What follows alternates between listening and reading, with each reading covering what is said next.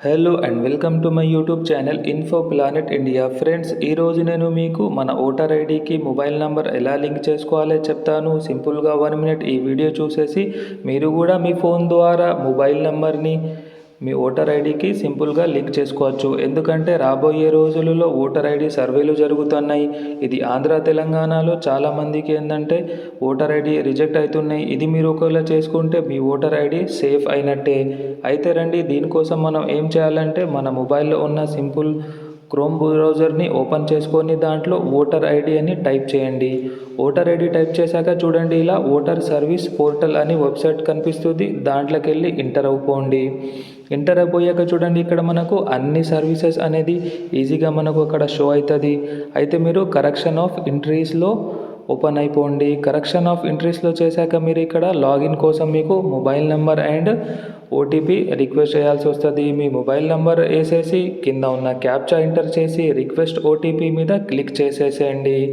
Request OTP మీద click చేస్తే మీకు మొబైల్ నెంబర్కి వచ్చిన ఇక్కడ ఓటీపీ వేసేసి వెరిఫై అండ్ లాగిన్ చేసేసుకోండి.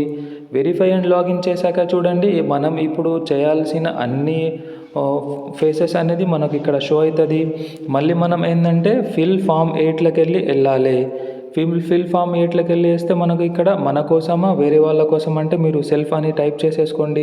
సబ్మిట్ చేశాక ఇక్కడ మీ పీవీసీ కార్డ్ అనేది ఇక్కడ మీ ఓటర్ ఐడి కార్డ్ షో అవుతుంది. తర్వాత మీ డీటెయిల్స్ అనేది ఇక్కడ అన్నీ వస్తాయి. మీ నేమ్, ఆధార్ నెంబర్ ప్లస్ మీ సర్నేమ్తో పాటు ఇక్కడ చూసుకొని ఓకే చేసేసేయండి. ఓకే చేశాక ఇక్కడ చూడండి, రెడ్ కలర్లో మనకు ఏమంటున్నారు, మీ నేమ్ అనేది ఓటర్ కార్డులో ప్లస్ ఆధార్లో సేమ్ ఉండాలి, లేకపోతే మీకు ప్రాబ్లం కావచ్చు. ఇక్కడ మీరు సెకండ్ ఆప్షన్ సెలెక్ట్ చేసుకొని రెడ్ మార్క్ కనిపిస్తుంది కదా, అక్కడ చేసి ఓకే అని కొట్టేసేయండి. తర్వాత మళ్ళీ ఒకసారి మీకు మీ డీటెయిల్స్ అన్నీ ఇక్కడ షో అవుతుంది. అన్నీ చూసుకొని ఈ సైన్అప్ మీద క్లిక్ చేసేసేయండి. ఈ సైన్అప్ అంటే ఇక్కడ మీకు మీ కరెక్షన్ చేసేక ముందు మీ దగ్గర నుంచి ఆధార్ వెరిఫికేషన్ అది కావాలి. ఆధార్ వెరిఫికేషన్ కోసం మళ్ళీ మీ ఆధార్ నెంబర్ వేసి మీ మొబైల్ నెంబర్కి ఓటీపీ వస్తుంది, అలా వెరిఫై చేసుకోండి.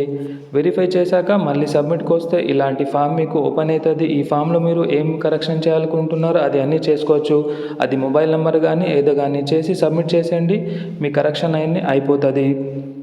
ఈ ప్రాసెస్ అన్న మీకు స్టెప్ బై స్టెప్ చేసి లైవ్గా చూపెట్టాను. మీకు కావాలంటే మా ఛానల్ పేజ్లో పోయి మీరు వీడియో చూసుకోవచ్చు. అది మీకు ఇంకా డీటెయిల్గా ఉంటుంది.